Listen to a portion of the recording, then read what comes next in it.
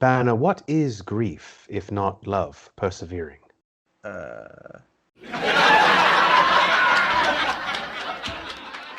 Okay, that was probably the most inappropriate time to play a laugh track. He sounded like Michael Caine. It threw me off.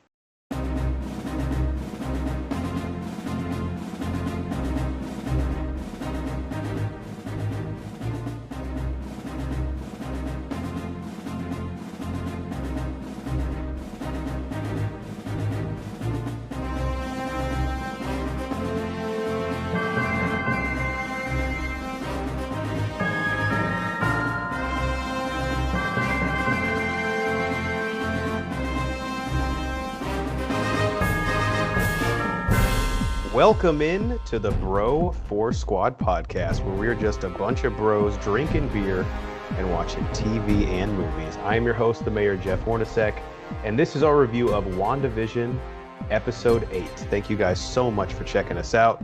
The fellow bros joining me tonight, of course, we have the American hero, Nate Thurmond, and the mad scientist, Brian Banner, here to review this episode as we do all of our television episodes on the 4 Bro 4 Squad criteria, which is the acting, the story, our favorite scene, and then the fan favorite, theories or questions going forward.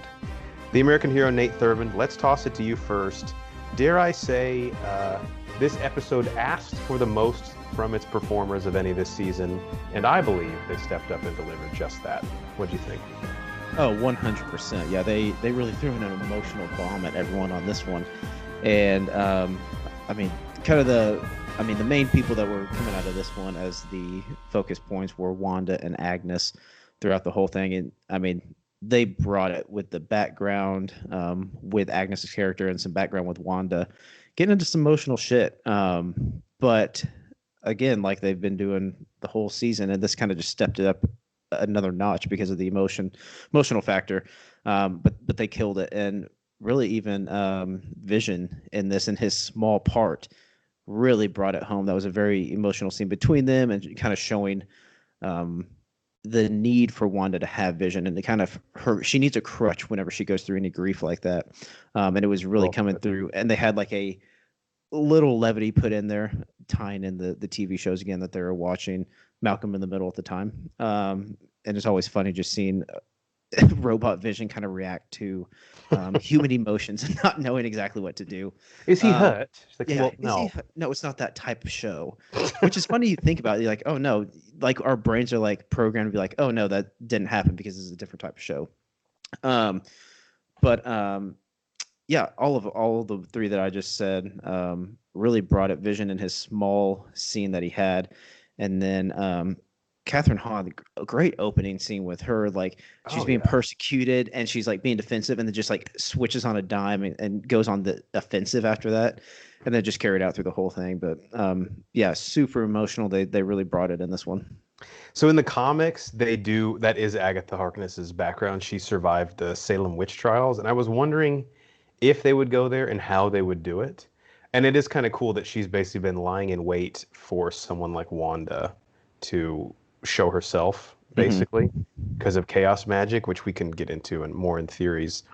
Banner, before I toss it to you, Elizabeth Olsen was awesome. I think she has a strong case to get an Emmy nomination for this series. And if I'm Marvel, this is the highlight tape that I send in to the Emmys. I agree. And then another thing, Banner, I think you'll agree with me here, because we always talk about how difficult it is to find capable, if not kid actors who excel. And I think we had pretty good performances here from Kid Wanda and Kid Pietro, dating back obviously to the scene that I was really hoping we'd get it in this series, and it was awesome to finally see what Wanda and Pietro were referencing in Age of Ultron when they talked about how their parents died. Mm-hmm. So that was really cool to see as well, those kids that were given a huge chunk of the script, like, hey, if this scene doesn't work, you're fucking the whole episode up. Yeah, there's a lot of weight on you guys for this 5 minutes you're going to be in this. Yeah, no pressure. This is a story that we've all heard about since 2014, and it's this entire character's backstory. Good luck. Yeah.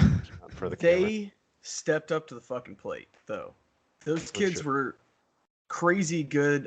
Specifically, the kid that played Pietro, his delivery sounded exactly like what's-his-face's delivery of Quicksilver in Age of Ultron.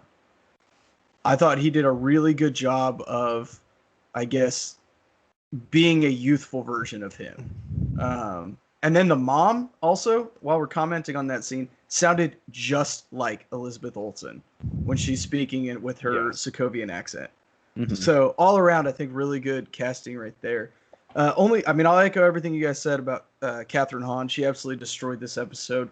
Her being able to switch between that, like, I'm a crazy psychopath to I'm being normal, tortured, not tortured, just the way she can seamlessly move between those different aspects of her character has been just really, really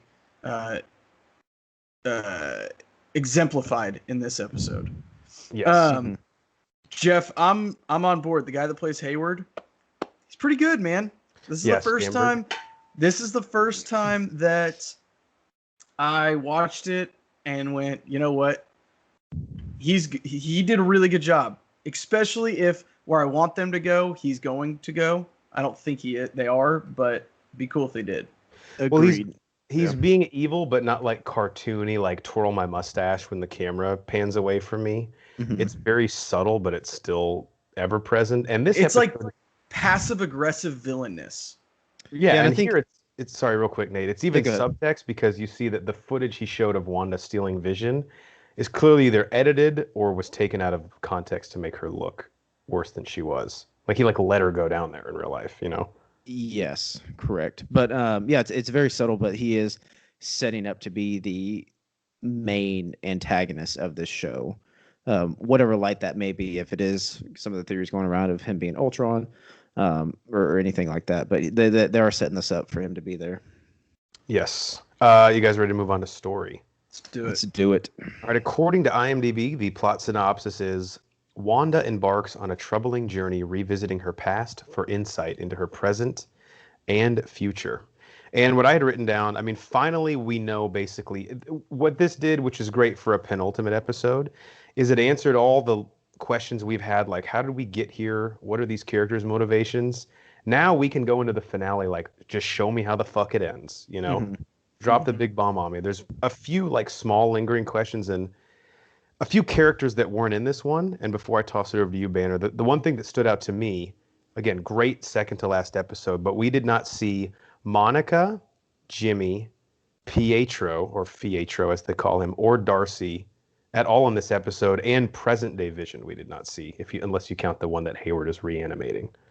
So all those characters' fates and whereabouts need to be tied up in the last episode, but they answered pretty much for me all the other questions that I had, at least to a satisfying point where I can enjoy the finale. What'd you think? I agree 100%. This episode answered questions I didn't necessarily know I had. And like you said, this isn't a True Detective situation where we have all these loose strings that are out and go, okay, which one are they going to pull and how are they going to tie all this up? This is pretty simple now. We know Agatha has essentially been waiting for Wanda, or a Wanda-like being who can just create something that she can control. Mm-hmm. Pretty simple, right? I mean, obviously there's a lot more going on than just that. And with that mid-credit scene of White Vision, or like White Walker Vision, we don't know what's going on with that, but pretty simple. They've done a good job every step of the way at telling us something, stringing us along for a couple episodes, and then answering that question while giving us a new question. If that made any sense. No, it does. Nate and I have, like you were referencing True Detective, Nate and I used to always talk about this with True Detective. You can't leave the finale to answer like 7 things, right? It just won't make for a good finale, and it's just impossible ground to cover. And I think not only was this episode satisfying and incredibly well written, but now they've left a finale that's very manageable in terms of appeasing fan expectations and questions, which I think is the biggest thing. Nate, what do you think? Mm-hmm. Yeah, I completely agree. Like, there's things that need to get wrapped up in this last episode, but they're all pretty self-contained, and I think they can do it. Like you said, Rambo and Darcy Lewis weren't in this episode at all, but they're both in the Hex at this point. So I think they can pretty much wrap anything up there with them, and then they'll obviously have some stuff outside the Hex too. But yeah, there were a lot of things that were answered. Like the backgrounds were great with Agnes and then Wanda's background, which was obviously the huge point of this whole episode. But like I said earlier, it really pointed out what kind of was the catalyst to drive this whole hex thing forward was that Wanda needed that crutch of vision, and he's gone. She can't deal with it now at this point, and so that's why she pretty much explodes. But one of the things I did like about the setup of this episode and the way the plot came full circle, just in that the very opening scene with Agnes was almost a direct parallel to the end scene. Agnes was being chastised by the witches at the very beginning for doing some type of darker magic, and now Agnes is turned around chastising or questioning Wanda for the same thing. I was like, oh man, that's really cool. We become our parents, you know? Basically, that's kind of what they're showing us. But that was really awesome, really well done. The way they drove along the story that way and were able to get those tied together. But yeah, really great answers. Something else that I noticed in this episode, or a question that I had answered, we'd all kind of guessed the significance of the commercials in prior episodes. Mm-hmm. We knew they were going to come back up, but we didn't exactly know why. We hit every single one of those major points in this episode, going back, through her past. Yeah, pretty cool how they were playing the long game there. Mm-hmm. That's true. For sure. And then one of the other things that I was going to point out as well, this is kind of a small thing, but it was cool how it was a main part of the beginning when Wanda and Agnes were in the basement together, and she was kind of getting the ball rolling on going back into her past. Got really big Harry Potter vibes when she was like playing with the bug, put it on her face, kind of like for all the Harry Potter nerds out there, like the Cruciatus Curse and all that, where you can control people. I was like, that's a interesting parallel there as well. That was, I'm sure that was a visual inspiration for this. It had to be. Yeah, I would think so. All right, we're ready to move on to our favorite scene. Let's do it. We might have some overlap here. I mean, I'll just go for it. I can just steal the easiest one. Wanda and family when the rocket hits. Mm-hmm. First off, I mean, aside from the idea of like just conceptualizing it by Marvel saying, it'd be cool if Wanda was like made this fake reality and they just went through all the decades of sitcoms for her to create an idyllic life. That's a cool idea in and of itself. They didn't even, at least for my preference, they didn't even have to give it relevance beyond that, but they somehow found a way to do it. And that, to me, that seems, I'm sure that's a real thing. People in countries that are unfortunately war-torn look to media, regardless of what country it's from, sort of take their mind off of the harrowing reality that they're in. And Banner, I know you know this as a big That 70s Show fan, but Mila Kunis even said she's Russian is her native language. She learned English by watching The Price is Right. Yep, that's insane. So yeah, that's how she literally learned the language. So there are a lot of parallels, I think, to the way that we cope with horrible situations. And if I looked outside my window and saw, basically a civil war raging in the streets, it would probably be relaxing to watch the Dick Van Dyke Show or I Love Lucy or whatever, this world that is not the one I'm in. And then on top of that, like we said, the performances there were going to make or break the episode. And I don't know how many kids Marvel saw for the casting process, but tip of the cap, because it's not easy to find capable child actors, especially for TV shows. Banner and I always talk about this with Agents of S.H.I.E.L.D., and they did a phenomenal job. So, Nate, how about you? Did I steal yours, or was there another one? No, you didn't steal mine. But with this episode, it was kind of crazy. There were a ton of great scenes in this, and they were all very independent of each other. A lot of episodes, whether it be WandaVision or other TV shows, it kind of melds together. Like, this is kind of part of this. They were all very succinct, but they were all great. A ton of good ones to choose from. But mine would probably be when Wanda does go into Sword headquarters, meets with Hayward. Like I was saying earlier, they're really setting this up for him to be the ultimate antagonist. And he's playing it very subtly, but where I see this going is he is baiting her to do something. He is kind of like poking the bear at this point. Just the verbiage he's using, and he's kind of saying things like, I'm not just going to give you $3 billion worth of vibranium to go bury in the ground. Kind of like saying, I'm not going to do that, but what else could you do or do you want to do with his body? And it also kind of gave you a glimpse into what that scene really looked like, since we saw it like 4 episodes ago. And because we thought she stole his body, which now we're seeing is not really true because they kind of cut that video short. What's it from? It's some sitcom where the guy goes, "You can edit anything nowadays." I think it's a Will Ferrell quote from The Campaign, maybe. But yeah, he edited that scene to make it look like Wanda just rolled in like PMSing and fucking smashed through the windows and grabbed Vision. When in reality, he was literally like, "No, she's fine. Let her walk down there." Exactly. Yeah, that whole point too. He's like, no, let her look. He's wanting to stoke that fire inside her for some reason. And I'm sure there's some things and theories that we can probably spur off on this. But that was probably the best scene, in my opinion, for that episode. That was a cool one. Banner, how about you? Your favorite scene? Sorry, you're muted. You're muted, Brian. I remember my first pod. It's just good podcast. There we go. Okay. Good. Now we're in business. Okay. I have a best scene and then I have an honorable mention. Best scene, I'm gonna take low-hanging fruit here and go Wanda and Vision's conversation at the Avengers compound. Yep. Where he's talking about how he can't relate to her because he's never had anybody to lose, where she has had everybody to lose.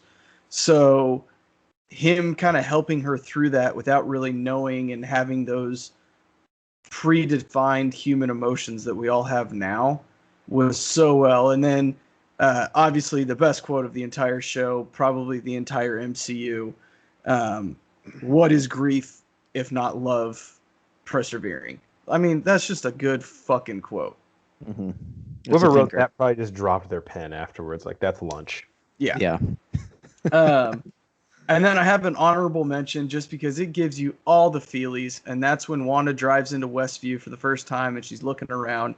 She pulls up to what would be her and Vision's home and is looking at the deed. And he says, "So we can grow old together." And that's what triggers her to create the hex. Mm-hmm. Okay. And so I had a question about that. Can I ask it now, or do you want to finish what you're saying? No, let's do it now. I was going to save this for the end, but if either of you guys have anything else to add to best scene. I don't. Let's move along. All right, theories and questions. So what was that deed? Like, was that a gift from Tony, from Natasha? Did Vision buy the house and she found it? I was kind of wondering who gave her that. So I think it was Vision, and on my rewatch, I actually watched this twice over the weekend, but I was very drunk camping, and so I had to go back and revisit. But at the bottom to that. Yeah, it says for us to grow old, and then it's signed V. So Okay. yeah, I'm assuming it's from him, unless someone's throwing out a red herring. I interpreted it as Vision giving it to her. Okay, that makes sense. I didn't know if Tony was like trying to make up from what he did in Civil War, where he kind of like confined her to house arrest, or if Natasha, obviously when she passed away, had left like each Avenger or something. Ooh, that would have been kind of cool. But that makes more sense that Vision. Yeah, I think straight from Vision on that one. Okay, cool. I have a few other things, but I'll just say one other one and then I'll pass it around to you guys. So this isn't so much a theory, but as I was watching the episode, I was thinking, it doesn't really make sense to me that Sword has Vision's body. Like, why would the Avengers give them this sentient robot made of vibranium? And then, like an idiot, I realized Vision signed the Sokovia Accords. Because Marvel's not going to make a mistake. They know their continuity better than anybody. And by signing the Sokovia Accords, he said, and Banner, correct me if I'm wrong, but all the Avengers essentially work for the government, which in Vision's case would make his body part of the government. Yep. I would agree with your assessment of that situation. It doesn't make sense to me either that, especially after Sword has had Vision since the snap, right? Or the blip, whatever we're calling it. Yeah, in the 5 years. It looked like they'd worked on a lot in 5 years, to be honest. Right. So it's not like they got him a week before when Wanda first came back either. Like they've had him for a while. Correct. That would be my understanding too. enough time to where at the end, and sorry to jump the shark if one of you guys is going to mention this, but he is reanimated. I mean, the thing on his forehead is an arc reactor. Exactly like the one Tony had in Iron Man 2, the triangle one, and of course it's powered by Wanda's whatever she did to that drone. Yeah. Her powers.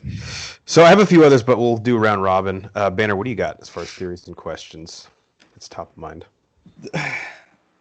So I'll just keep kind of going on that. Did she... So she has the power to just create anything, right? That's basically what it's looking like. Agnes calls it chaos magic, which in the comics, anytime someone uses chaos magic, Doctor Strange usually shows up to say, don't fucking do that. That's like half of his comics, stopping chaos magic. Well, then so it's your theory that you had literally day one is still on the table.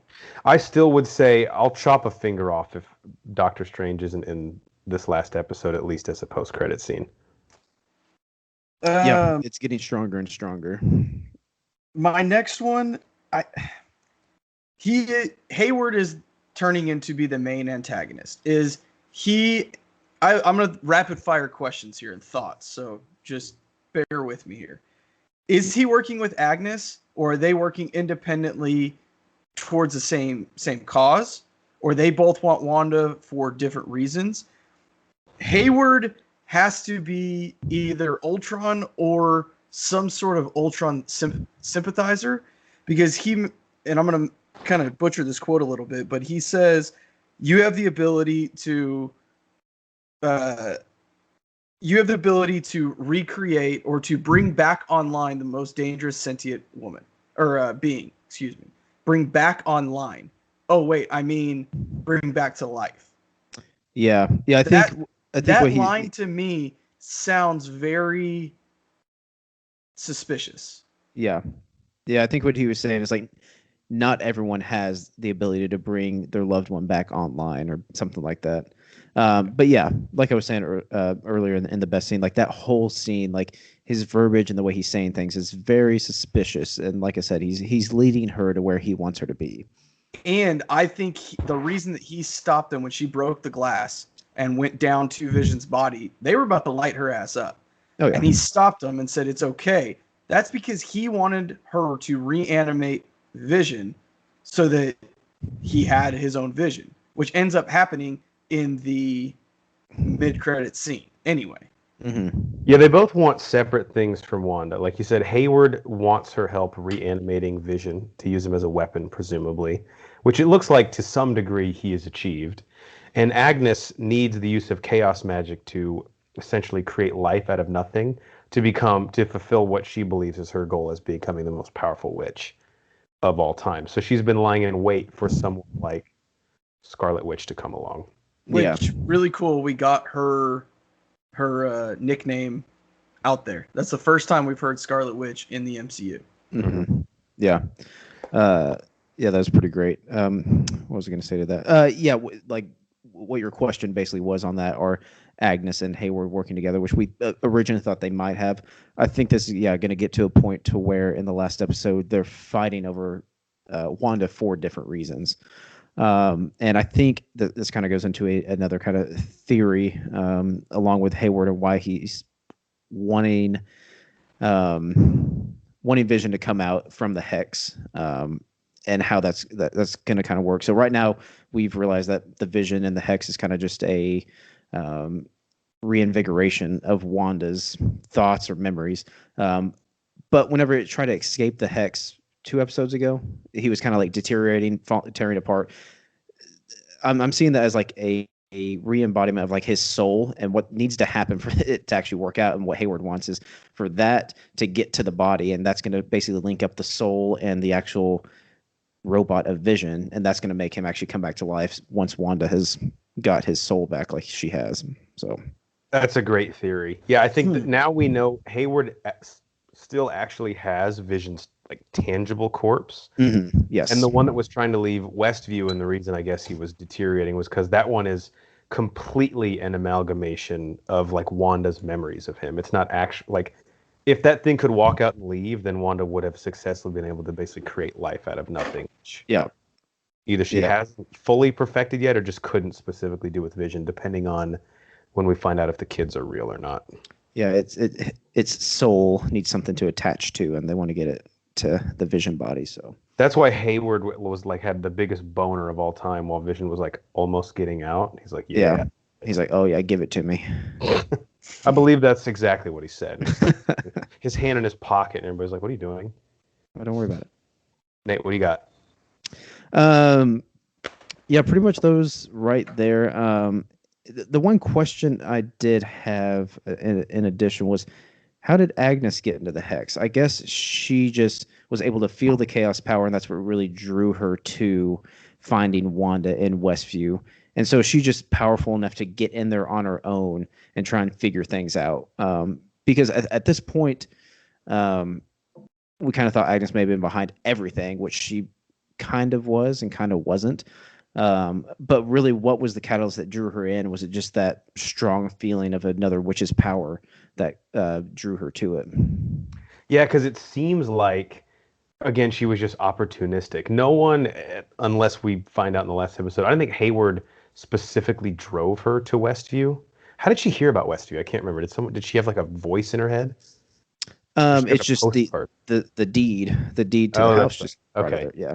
Yeah, so no one specifically sent her there. So I think Agatha was just opportunistic. Mm-hmm. And like you said earlier, Nathan, not having that crutch of Vision was just sort of the thing that set her off, and this cascade of her powers literally unleashed itself when she was standing in the foundation of that house. Yeah. Yeah, so it's kind of intriguing because she was really digging. I don't know if she's digging into Wanda this whole episode just to say, how was this created? Where did you come from? And all this, just so she can get Wanda's mind back to where it needs to be. Or she really does not know, and she wasn't in as much of a controlling position as we thought. Yeah, it could be a combination of both, maybe. Who knows? Yeah, I'm excited to see where this goes. All right, a few things I had. I really hope that this is maybe a theory, but more like a plea. I don't want what Nate was speculating, where Vision's soul reunites with that version of him that Hayward's created. I think Vision's death was and is so powerful that bringing him back in any way, I would be kind of upset with, as much as I love Paul Bettany. What do you guys think? It takes away the entire levity of Endgame and of Infinity War. Yeah. If all of a sudden they're like, oh, we can just bring him back to life. Okay, so like, let's just bring everybody back to life. Yeah. I'll stand by my theory, but I still agree with what Horns is saying, that it would kind of cheapen his death at that point. And a really good parallel from theories I've heard in these Star Wars canon of trying to bring back like Mace Windu and saying, oh, he's still alive. Maybe something along the lines of him saving Grogu is one of the things. But that would cheapen his death as well, because that was kind of the catalyst that threw Anakin over the edge. So I think it kind of goes in the same light with what you're saying. It's a really good analogy, especially because this whole show is predicated on like Wanda coping with loss and grief. Mm-hmm. And to have him come back at the end, regardless of how we got there, I mean, the end result is he's alive again, which would sort of, like Banner said, you put in so much work and effort into making that death meaningful and important. Don't cut your own legs out from under you and bring him back. Another thing about characters I had, now correct me if I'm wrong, in the I believe it was like episode 3 or 4, when Sword is going over the residents of Westview and who their corresponding character is in the sitcoms, Dottie is one that's unidentified, right? Correct. So who the fuck is Dottie? Because still, I know she has gone missing she's been MIA for what, 4 episodes now? Yeah, I don't know. I still think there's got to be a big reveal. There were too many clues earlier, like Agnes saying she controls everything, and then the devil's in the details, and that was in a conversation they were in. I'm like, but where the hell does she go? At this point, I'm confused, and it sucks. I don't have an idea of what she might be, but there's got to be some tie-in in the last episode. I'm still sticking to there's something with her, even though she hasn't been in the last 3 episodes or 4. And Boehner, you said this earlier, and I agreed with you completely. If you bring her back in episode 9 as Mephisto, I mean, that's kind of cool, but also you can't tell me that's Mephisto and you didn't show me her at all, even in disguise for 4 episodes, I right? agree. Yeah. Unfortunately, I don't know. Like, there's not a right or a wrong answer here.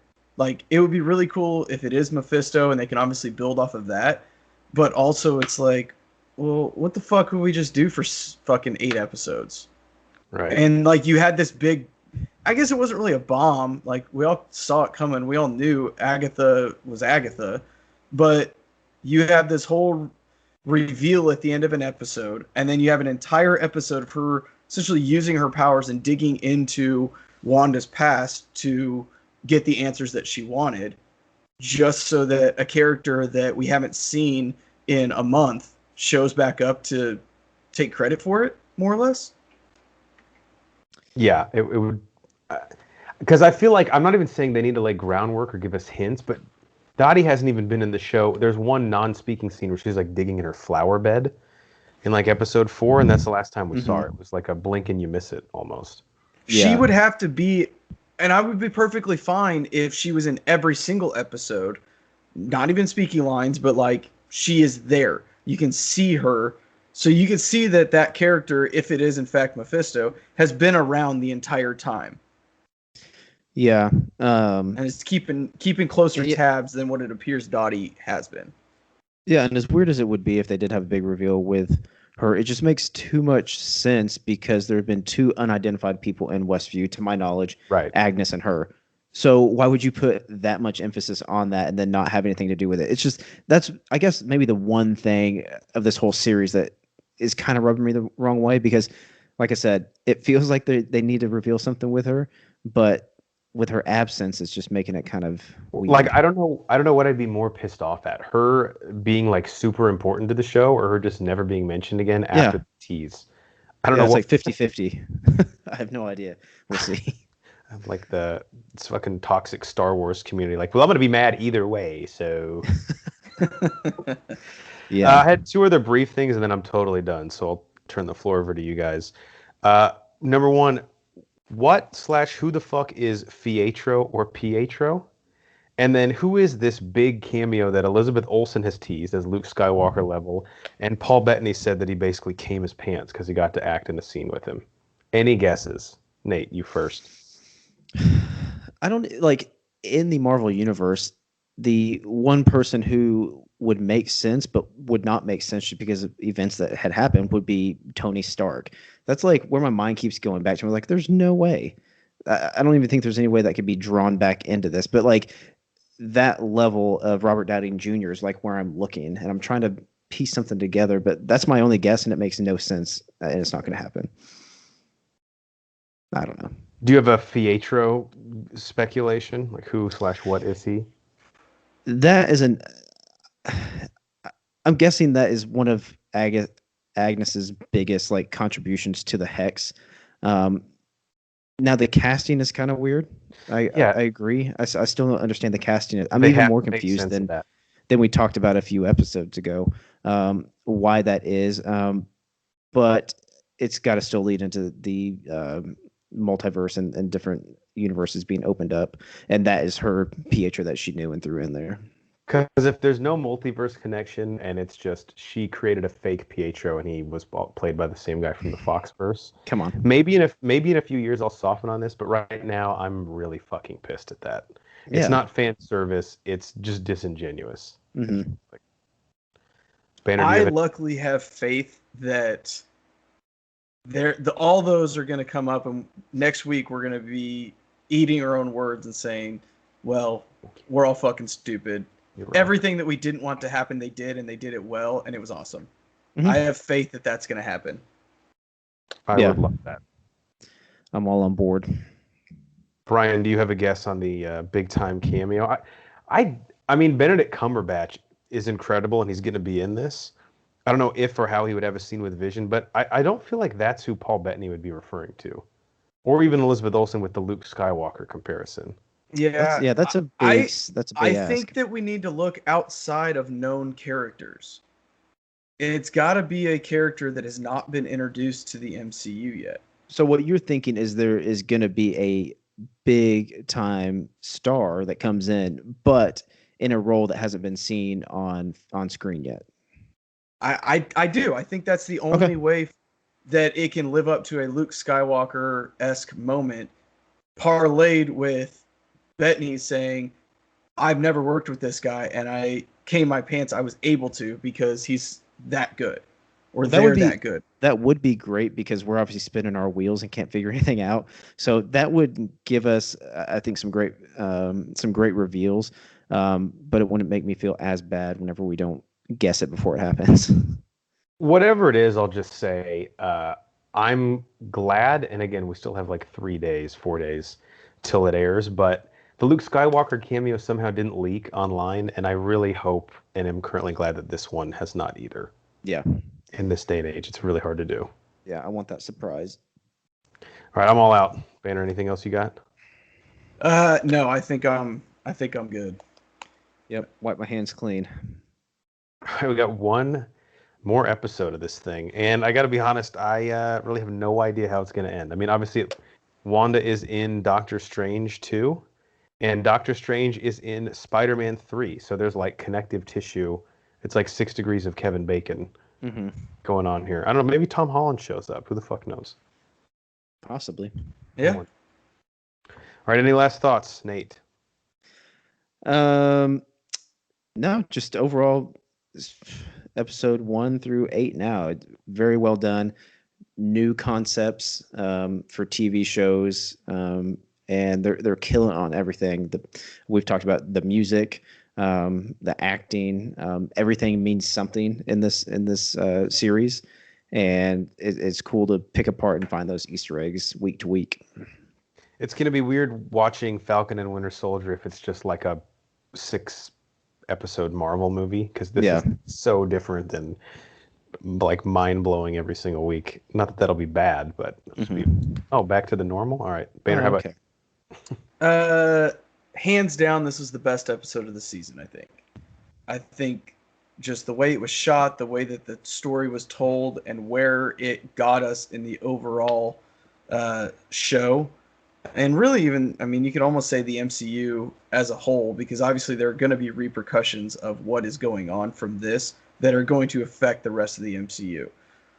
And we know this is all stemming from this one episode where we learned so much. So great episode, top to bottom. Can't say enough good things. Yeah, this is going to have far lasting reach for sure in the MCU. And I just got to say, as Marvel's first like foray into, I mean, specifically tied to the MCU, into a television show or a 9-episode, in this case, series, bravo. Because this was a swing for the fences, and even without knowing how it ends, I think even just looking at the viewing numbers, it's a huge success for them. Even if next week sucks, I would still say the show is successful at this point in time. Yeah, I'd probably have to agree with you on that. And like I've been saying, even if Vision comes back to life and they bring Tony Stark back somehow, that would be so fucking stupid. I would still say that the show was a success. Yeah. The ingenuity behind everything, how they piece this together, structurally, is just top notch. I would actually say now, I think the first 2 episodes are probably my least favorite. Oh, easily my least favorite. Yeah, I agree. Which is crazy. And I was still like, yeah, sure, I'll stick around. I'm interested. All right, for the American hero Nate Thurmond and the mad scientist Brian Banner, I'm the mayor, Jeff Hornacek, and we are the Bro Force Squad podcast. Thank you guys so much for checking us out.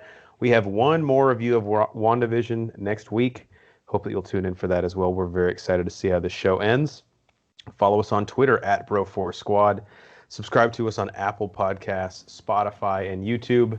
If you type in Bro Force Squad as 3 separate words, check out everything that we post on our website, broforcesquad.com. Till next time, Banner and I have front row seats to the Salem witch trials. Sorry, Nate, the only 2 seats together. We couldn't get a third. I hear the mosh pit at those things are insane. Yeah.